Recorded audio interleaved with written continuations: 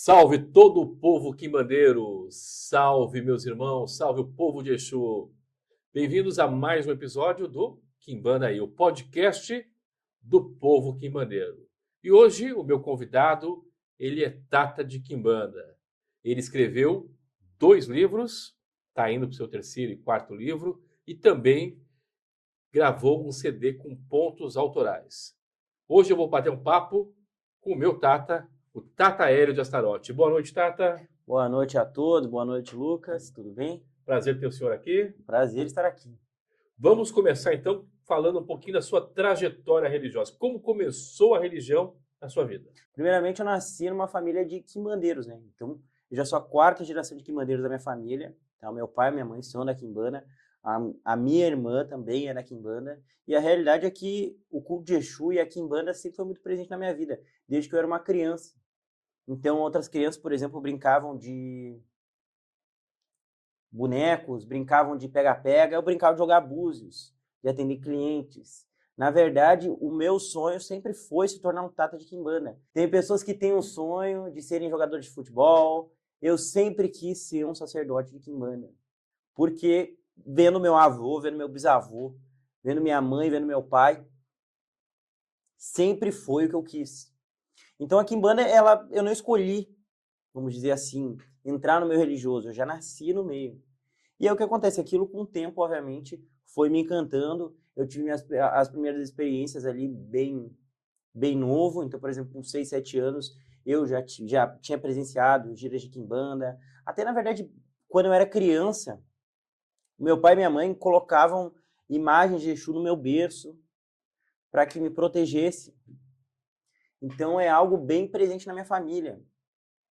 Tata Hélio, muitas das pessoas que nos acompanham entendem que o Exu ele está ligado à Umbanda. Na sua linha é diferente. Pode explicar um pouquinho para nós? Tá, vamos lá, pessoal. Eu faço parte e eu sou iniciado em uma quimbanda independente. Então, o que é uma quimbanda independente? É uma quimbanda que ela não é vinculada a nenhum tipo de culto, ou seja, ela é uma quimbanda independente. Então, consequentemente, eu sou sincero, a entregar as independências para os Exus envolveram várias misturas de cultos. Na verdade, tudo que é brasileiro é miscigenado, né? E a quimbanda também sofreu sua miscigenação. Então, a gente tem a presença de vários espíritos dentro da quimbanda que não existe, literalmente, dentro da quimbanda praticada junto com a umbanda. Na verdade, as pessoas elas falam que a quimbanda praticada pela umbanda, no nosso ponto de vista, não é quimbanda, tá? O culto de Exu, ele, na verdade, não caracteriza que é quimbanda. Então, não é porque você incorpora Exu que você é um quimbandeiro, tá?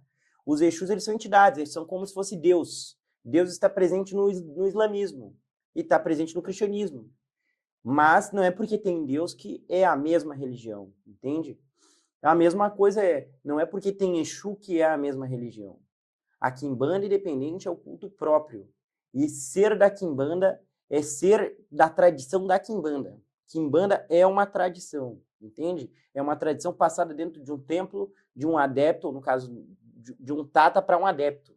A quimbanda independente é um culto que ela não tem vinculação com qualquer outro tipo de culto. Então, a gente pode ver, sim, a presença de, por exemplo, tem gente que diz assim, como que pode ser independente se tem a presença, por exemplo, de demônios, se tem a presença de djinns, se tem a presença de deuses pagãos, e entre outras coisas. E a realidade, eu sou sincero, tá? Ele pode ter, sim, só que o que está em cima está embaixo, o que está embaixo está em cima. Então a gente não vê o demônio como superior ao Exu, e a gente não vê o Exu como superior ao demônio. Na verdade, os dois, um está presente no outro, ou seja, o que está em cima está embaixo, o que está embaixo está em cima. O Exu, quando ele chega, ele manifesta o demônio. Ele não é o demônio. Manifestar o demônio e ser o demônio são coisas totalmente diferentes. Tata Hélio, eu tenho agora aqui 2 livros na minha mesa. Um chama-se Quimbanda Vermelha e tem um outro que eu acho que é mais recente, que é Eles Estão Aqui. Vamos falar por partes. Primeiro fala sobre esse livro, Quimbanda Vermelha. Da onde veio esse título e do que ele trata? Do que trata esse livro? Tá, vamos lá. Na verdade, esse livro eu comecei a escrever quando eu tinha 14 anos, tá? Eu terminei ele quando eu tinha 17 anos, tá? Ele sofreu, na verdade, algumas alterações, obviamente, com o tempo, afinal, as pessoas elas tendem a evoluir. E a Quimbanda, ela defende justamente esse processo de não ser estagnável. Então a quimbanda vermelha, ela conta exatamente sobre o culto da quimbanda praticada e professada pela corrente 72. Então o termo quimbanda vermelha tem uma associação com a cor vermelha, que é uma cor que relata perigo, relata sangue, relata várias coisas, relata um cuidado, entende? Inclusive detalha as influências das entidades que também ajudaram na formação desse tipo de prática, tá? São entidades que elas regem as cores vermelho. Então, por isso eu achei bacana também colocar o nome Quimbanda Vermelha. E vai ter pessoas que vão olhar para mim e vão dizer, essa Quimbanda não existe. Exatamente, não existe. Né? Essa Quimbanda foi inventada por mim. A minha Quimbanda original é a Quimbanda Nagô, tá? Eu fui iniciar na Quimbanda Nagô, minha família é de Quimbanda Nagô, tá? Quimbanda Vermelha é a Quimbanda que é professada por mim. Ela tem algumas alterações. Ela segue a tradição da minha família? Sim, mas ela tem algumas alterações. Todo o sacerdote, tata de quimbanda, seja de qual for o culto, ele vai sofrer uma alteração, o culto vai sofrer uma alteração quando passar pela mão de uma pessoa. Isso é normal, porque as pessoas elas trazem práticas próprias, trazem sabedorias próprias, e isso é comum, tá? Então a quimbanda vermelha, eu deixo bem claro, é um termo inventado por mim, tá? Então tem pessoas que dizem assim, essa quimbanda não existe. Agora existe porque eu nomeei ela de quimbanda vermelha. E qualquer pessoa que use o termo quimbanda vermelha, ela está vinculada a mim diretamente ou indiretamente, tá? Então, por isso que foi passado justamente esse nome, até para que outras pessoas não fiquem usando o nome Quimbanda Nagô para tentar ganhar algum mérito ou crédito em cima do meu trabalho e do trabalho de pessoas sérias da nossa corrente. O senhor falou em corrente e corrente 72, e no livro está dizendo aqui, ó, corrente 72 apresenta. Mas não ficou claro para as pessoas o que é a corrente 72. A corrente 72 é justamente uma corrente de Quimbanda independente. Ela traz uma filosofia e uma prática espiritual única. Então a corrente 72 é uma corrente energética. Tá? Então as pessoas que estão na corrente 72, elas carregam uma energia, elas carregam um pensamento, elas carregam uma forma de ver as coisas e de praticar as coisas. Isso é a corrente 72. Então, detalhe, ser uma corrente não é só para popularidade, tem muitas correntes por aí que qualquer um se inicia, qualquer um faz parte, é só ir lá e pagar. Não, ser literalmente da corrente 72 requer que você tenha requisitos não só de caráter e honra e compromisso, mas também entenda do que está sendo falado. As pessoas, literalmente, hoje em dia, elas focam muito em aprender o genérico e não entender o que elas estão fazendo. Tem pessoas que nem sabem por que estão trocando a água das suas quartinhas, por que estão cortando para as entidades, por que estão dando imagem de gesso para os seus Exus. As pessoas não sabem, entende? E justamente a corrente 72, ela vem ensinar as pessoas passo a passo. Então ela é uma corrente filosófica que passa uma ideia de pensamento e honra, e entre outras coisas, e uma corrente prática energética. Então ela traz uma energia. Mas o que eu vou encontrar dentro desse livro quando eu começar a ler? Quando eu começar a ler o livro da Quimbanda Vermelha, o que eu vou encontrar aqui dentro? Primeiramente você vai achar, tá? Na verdade, eu sempre digo que esse livro aqui, ele é uma bíblia de elementos. Quando eu falo bíblia, eu estou falando mais no contexto de ter vários livros e vários assuntos. Ele é uma bíblia de elementos. Se vocês forem ver, ele vai falar desde a cor de fitas, formato de vela, pós de trabalho, terras e entre outras coisas, até, eu sou sincero, descrições de demônios detalhadas, 7 reinos de Quimbanda e entre outras coisas. Tá? Então, o livro da Quimbanda Vermelha, ele vem explicar aquilo que está oculto. Então eu tinha que apresentar, primeiramente, a parte diferente, a parte que as pessoas não estão familiarizadas. Por isso que foi escrito esse livro Quimbanda Vermelha primeiro. Tá? Então, tem gente que me fala, mas ele fala muito sobre demônios, exatamente porque é a parte oculta, entende?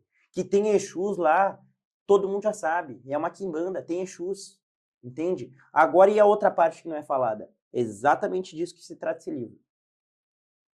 Tata Hélio, eu quero falar agora, daqui a pouquinho, sobre esse livro. Eles estão aqui. Até estou curioso quem são eles. Depois você contar para nós. Mas também tem um CD autoral, de pontos autorais. Fala um pouquinho sobre esse CD. Tá, vamos lá, pessoal. Eu escrevi vários pontos ao longo da minha jornada religiosa. Não só eu, como eu sou sincero, alguns pontos nasceram de erros. Eu sou sincero. Então, por exemplo, eu ia cantar, teve um ponto que é o do Exu Pinga Fogo. E ele nasceu por causa de um erro. Um adepto cantou errado e eu gostei mais da forma que ele cantou errado do que necessariamente da forma que eu tinha escrito. Isso acontece. Então, o CD da Corrente 72, tá? Ele é um CD que não só fala de pontos, cantigas e entre outras coisas, tá? Ele é um CD que muitas dos pontos ali contam histórias e vivências no templo da Corrente 72. Então, ele é a nossa tradição cantada. Mas tem muitos Exus e muitas pombagiras que hoje não são muito conhecidos, muito falados. E dentro da Corrente 102 a gente já vê que tem muitos Exus que não são comuns nos dias de hoje. Tem algum ponto especial para algum desses Exus? Bom, eu tenho, mas eu vou falar uma coisa aqui sobre os Exus que não são conhecidos. A realidade é que, se vocês forem em todas as casas de Umbanda, vocês vão ver que todas as Umbandas com Quimbanda, tá? Elas têm sempre os mesmos Exus. É Omolô, é Tiriri, é Caveira, é sempre os mesmos, entende? É Maria Padilha, é Maria Quitéria, é Maria Mulambo, entende? A gente não vê Exus raros, entende? A gente não vê aqueles Exus que são ditos como raros. Por quê? Porque a Umbanda, quando ela foi fundada, ela associou grau de Exu a ela. E foi 100 e poucos graus de Exu que foi associado. Então, por isso que não tem todos os Exus da Quimbanda. A Quimbanda ela tem mais de 10 mil Exus, entende? Então, é até complicado quando chega um Exu, por exemplo, Exu Sete Facas. Tem gente que não conhece, por exemplo, e pergunta, existe? Se fizer sentido o nome e o raio de ação da entidade, existe. Mesmo que não tenha sido escrito. São 10 mil Exus, pessoal. Entende? Como que você vai saber o nome de 10 mil Exus? Entende? Nem um robô, só um robô conseguiria guardar todos. O que a gente sabe se o Exu existe ou não existe é pelo simbolismo e liturgia que é executado a ele. Então canta para nós um ponto autoral de algum desses Exus que não são tão comuns hoje. Bom, eu vou cantar o ponto do Exu Sapo, que é um Exu pouco conhecido, né? Ele trouxe o tambor para nós hoje e ele vai cantar agora para nós aqui o ponto do Exu Sapo. Vamos lá.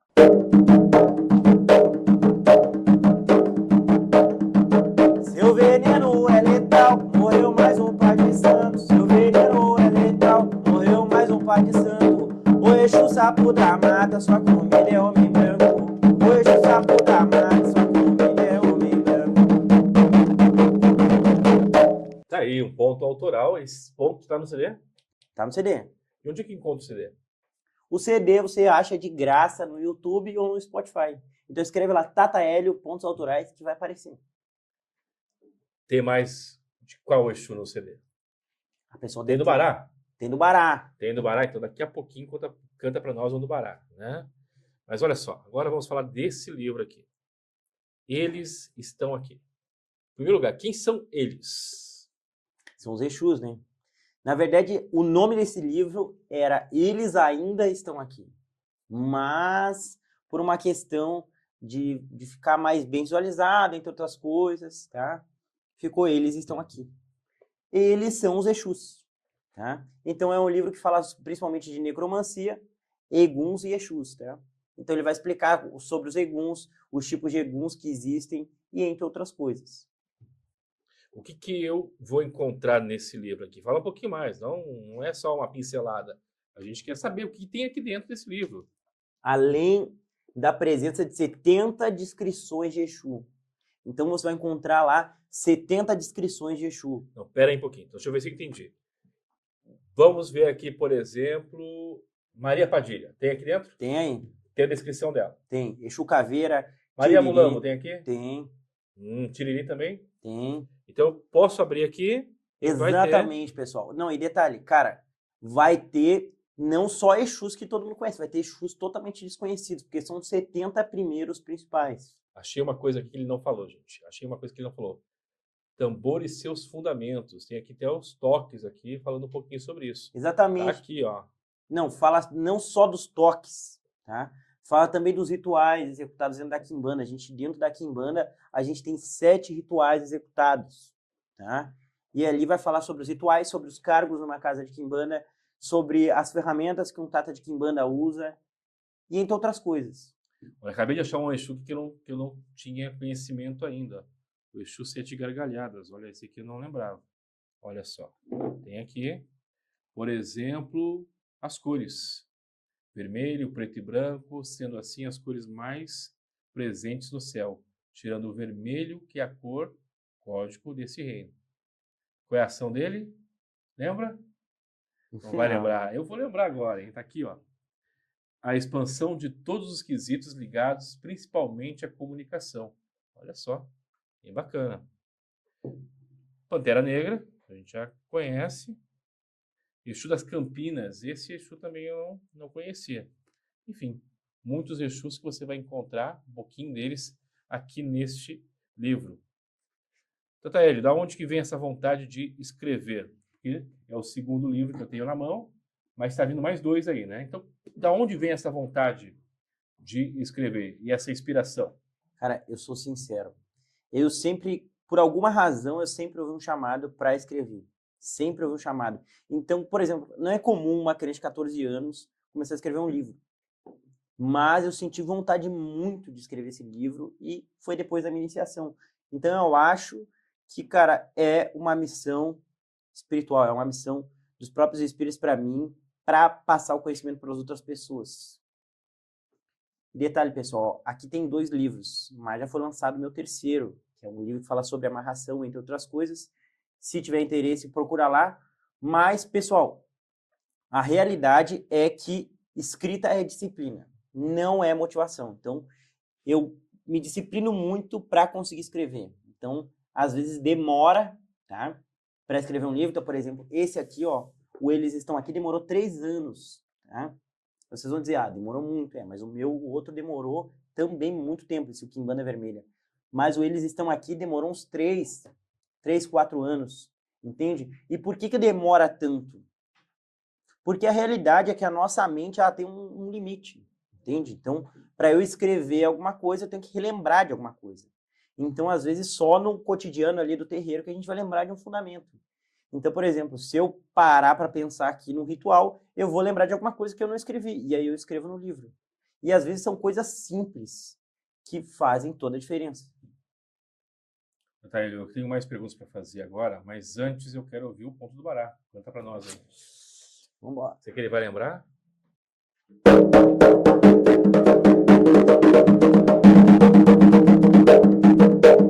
Eu já mandei chamar ele. Eu já mandei chamar ele. Eu já mandei chamar ele. Eu já mandei chamar ele. Eu já mandei chamar ele. Já mandei chamar ele. Já mandei chamar ele. Sala, sala, sala, ele é o Bará. Sala, sala, sala, ele é o Bará. Sala, sala, sala, ele é o Bará. Sala, sala, sala, ele é o Bará. Sala, ele é o Bará. Sala, ele é o Bará. Sala, ele é o Bará. Sala, ele é o Bará. De quem é a faca que corta o milho é do Bará, é do Bará. De quem é a faca que corta o milho é do Bará, é do Bará. O açoite que cobra o filho é do Bará, é do Bará. O açoite que cobra o filho é do Bará, é do Bará. Salve, seu Bará da Rua. Salve, meu guardião. Tataeli que estava com a gente na inauguração do nosso monumento lá, do Exu Bará da Rua. Deu aonde está inaugurando junto conosco. Tataeli, eu tenho falado muito aqui com os meus convidados sobre intolerância religiosa. O senhor, ao longo da sua caminhada, já foi vítima de intolerância ou já presenciou alguma intolerância religiosa? Sim, pessoal, sim, já fui vítima de intolerância religiosa. Na verdade, lá no meu templo em Cachoeirinha, Rio Grande do Sul, tem 2 gárgulas na frente e, obviamente, as pessoas elas estão sempre falando, a casa dos bruxos, a casa do demônio, entre outras coisas. Tá? O que eu penso sobre isso? Tá? Eu sou sincero, eu acho que as pessoas elas podem pensar o que elas quiserem, entende? A intolerância não tem a ver com a pessoa que sofreu, tem a ver com a pessoa que comete, entende? Então, literalmente, é uma pessoa que ela não pesquisou sobre aquilo, ela não entende, e aí ela acaba julgando. Tá? A realidade é que intolerância é uma coisa muito séria. Essa intolerância vem só de pessoas desconhecidas ou pessoas também do convívio, de alguma forma, ou até familiares, de alguma forma, são intolerantes por desconhecerem? Ah, sim, existe. Cara, a minha família, por ser da quimbanda no geral, as pessoas mais próximas não. Mas pessoas um pouco mais longe, vamos dizer assim, tios, com certeza há o julgamento deles, entende? Principalmente quando é de uma crença que não vê bem a presença de espíritos da nossa quimbanda. Então, por exemplo, a gente vê cristãos, por exemplo, eles julgam muito e tentam justamente sempre apontar um erro ali, né? Quando na verdade não existe erro, entende? As pessoas elas fazem e cultuam o que elas quiserem, entende? Nosso estado é laico e, cara, as pessoas que, como eu já disse, as pessoas que executam intolerância religiosa, a realidade é tudo por uma ignorância, entende? A mesma coisa eu vejo pessoas que eu fiz um stories no Instagram recentemente, aonde eu perguntava para as pessoas qual o tipo de intolerância que elas já sofreram, entende? Porque a realidade é que a sociedade ela quer julgar as pessoas, entende? Então ela quer falar, por exemplo, teve uma moça lá que disse que ela era julgada porque ela tinha uma voz grossa. As pessoas ficavam fazendo piada com ela porque diziam que ela tinha a voz de homem, entende? E é a mesma coisa, pessoal, entende? A realidade é a mesma coisa. Se você acaba julgando a voz do outro, você acaba fazendo isso, você acaba cometendo um ato de intolerância. Religiosa ou não religiosa, intolerância é intolerância, entende? Então, isso é algo que, às vezes, a pessoa ela começa fazendo piadinha com outras coisas e daqui a pouco ela já está atacando a religião alheia. Eu ainda quero saber sobre os outros 2 livros que estão vindo por aí, mas eu quero saber também sobre política e religião. Para o senhor, política e religião podem andar juntos ou devem andar separados? A realidade, eu sou sincero, tá? Elas podem andar juntos, contanto que haja o respeito da diversidade.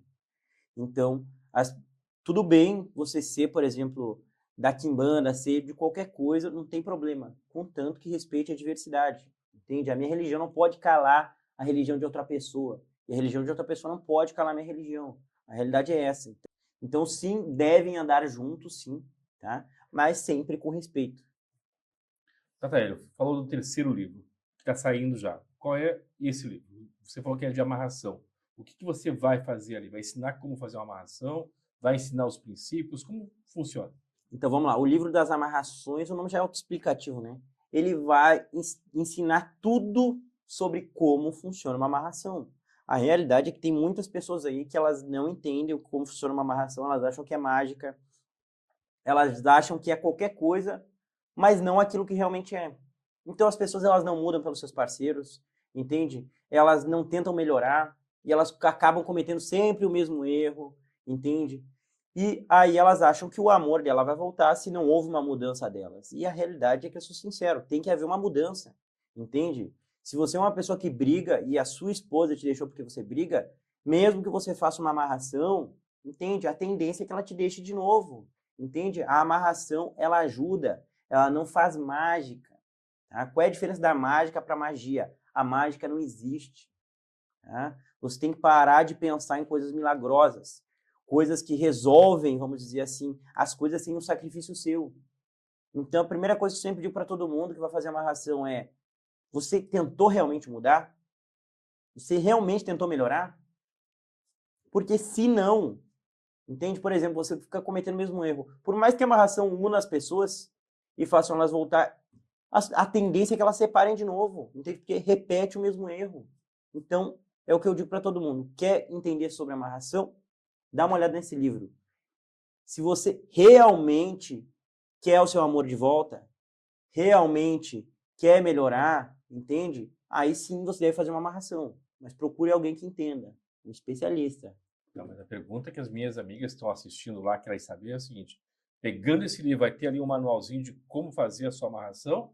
Ou é uma movimentação que elas precisam entender o que elas podem fazer para ajudar essa amarração a ter um resultado mais rápido? Pessoal, o livro tem 140 e poucas páginas, se não me engano, 147. Tá? E essas 147 páginas é só explicando conceitos de como a amarração funciona, os tipos de amarração e entre outras coisas. Tá? É um livro de leitura fácil, rápido, qualquer pessoa consegue ler.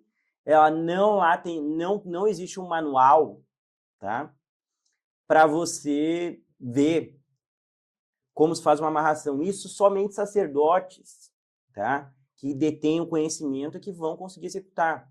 Mas é para que você entenda como funciona o processo e o quão complexo também é. Entende? As pessoas acham que é muito fácil, amarra 2 bonecos e tá tudo certo. Não, não é assim. Bom, além do livro de amarração, tá vindo também aí um 4º livro. Quer falar um pouquinho sobre ele? Pessoal, esse livro eu vou deixar no mistério aqui, mas é um livro que vem falar de um tema que nunca foi falado antes. Então, posso deixar minhas redes sociais aqui? Claro.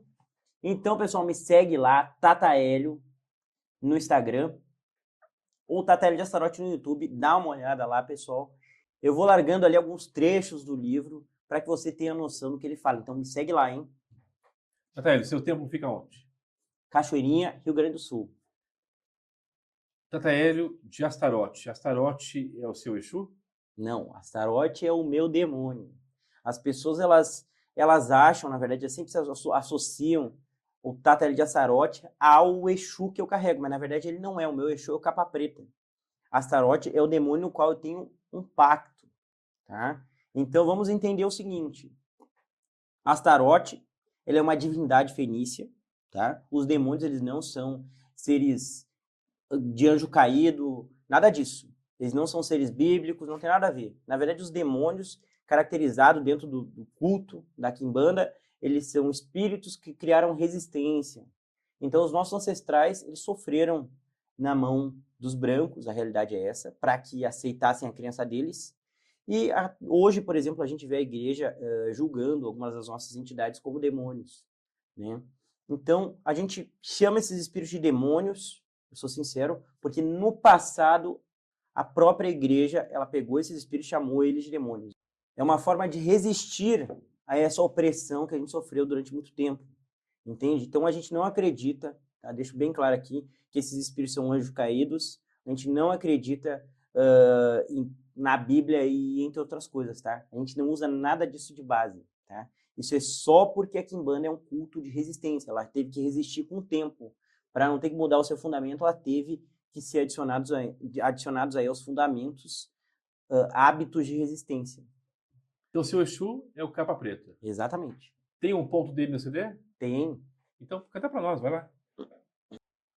Eu vi um homem de preto, onde alguém tinha morrido, carregava um caixão preto, e dentro falecido, carregava um caixão preto, e dentro falecido, ele parou na minha frente, bem no meio da rua, parou na minha frente, bem no meio da rua, o homem deixa eu passar, senão eu levo uma sua, o homem deixa eu passar, senão eu levo uma sua, oi, deixa ele passar, não vamos atrapalhar.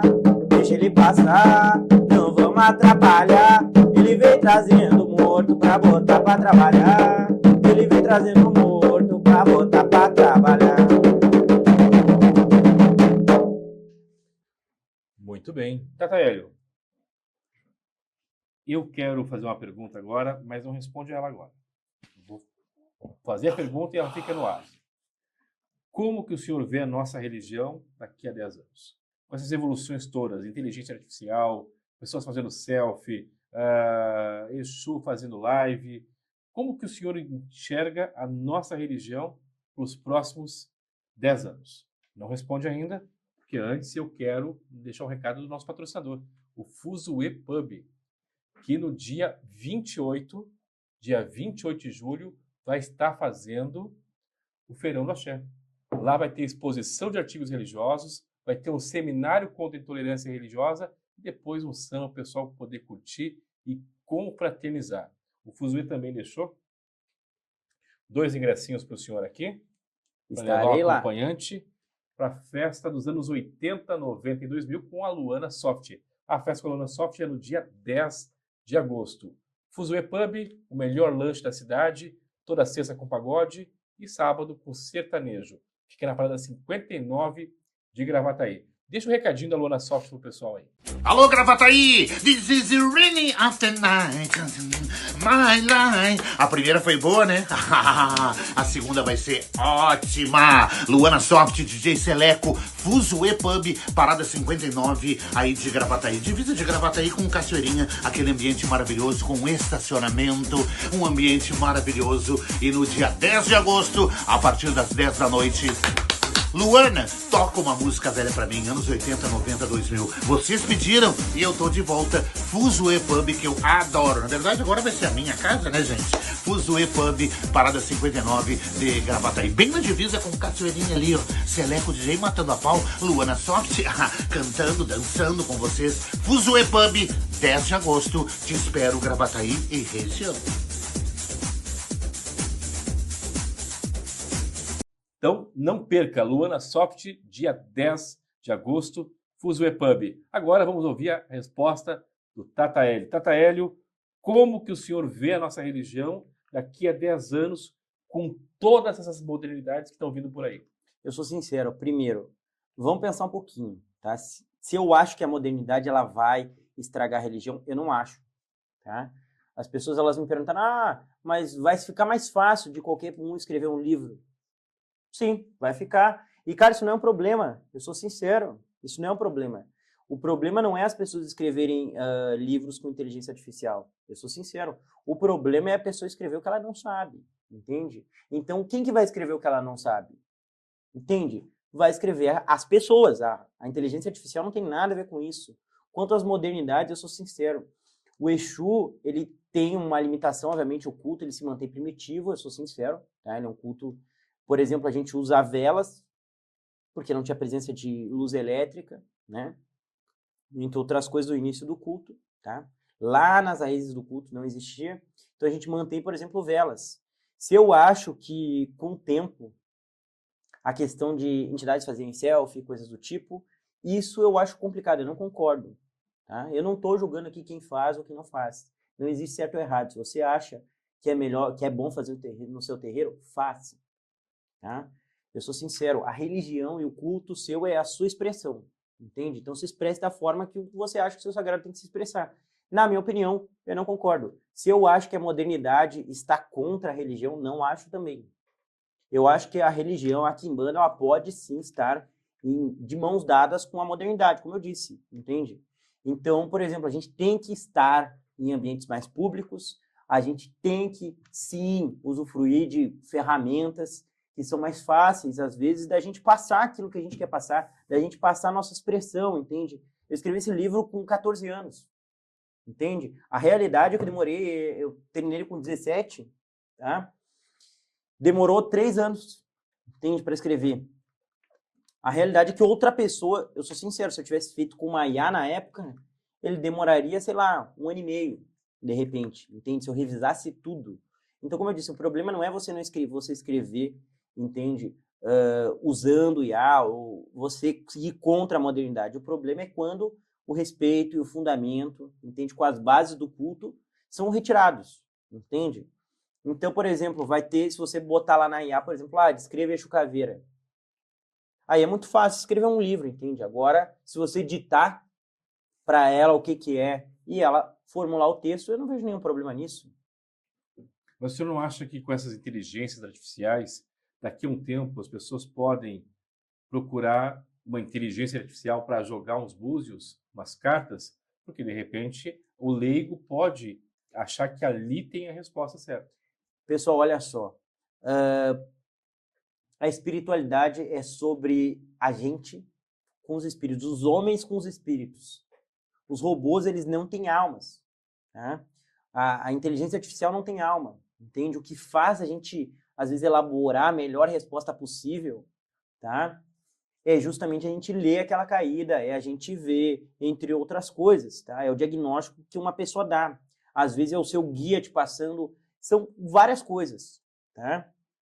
Então, é insubstituível. Inclusive, existe, esses dias, teve um cliente meu que falou que ele clicou no anúncio aí de jogo de búzios e era uma IA, já com um jogo gravado, né? Jogando búzios aí para as pessoas, entende? E aí ela falava, obviamente, a mesma coisa para todo mundo, mas ela via como você interagia e ela criava uma resposta de acordo com como você interage, entende?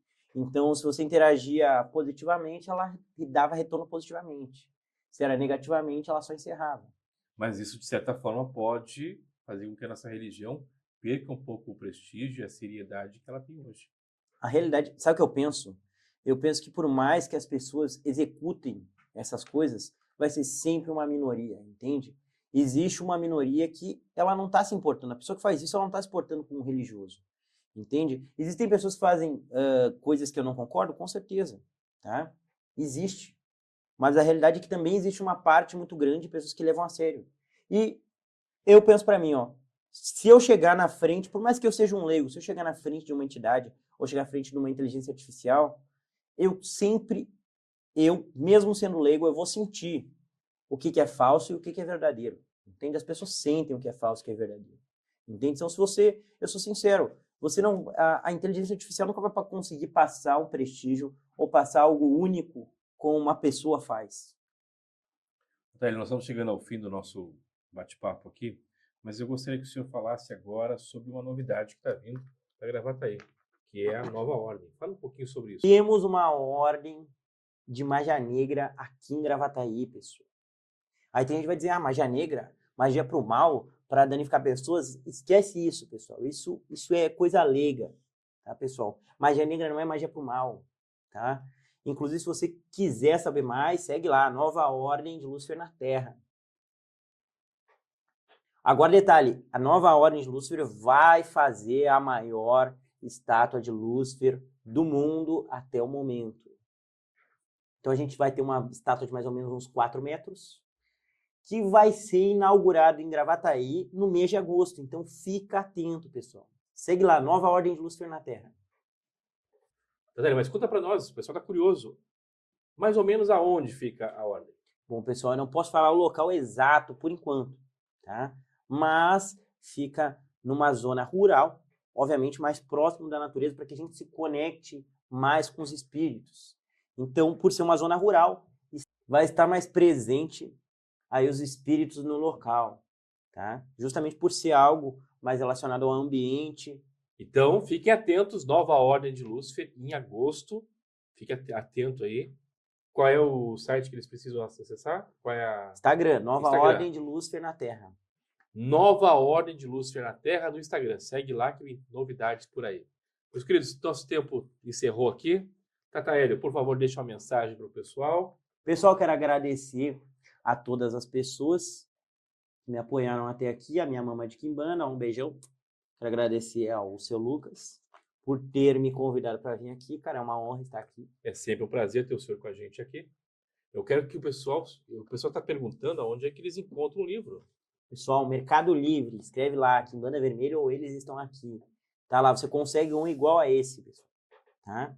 Se não encontrar no Mercado Livre, procura nas redes sociais. Qual é o Instagram do Tataélio? Pessoal, me segue lá nas redes sociais, tataélio.com, e lá você vai ficar sabendo de tudo. Meus queridos, nosso tempo encerrou. Tataélio, muito obrigado por ter vindo. Obrigado. Quero agradecer a toda a minha equipe que está aqui, o Roger, a Maria Eduardo, o Vitor, a todos os filhos aqui do templo, a equipe do Fuzue que está nos patrocinando aqui, e a Renessi, essa grande amiga, que está sempre apoiando a gente aqui nessa movimentação, tornando possível esses encontros. Nosso programa vai ao ar toda terça e quinta, às 20 horas. Eu conto com você. Até o próximo programa.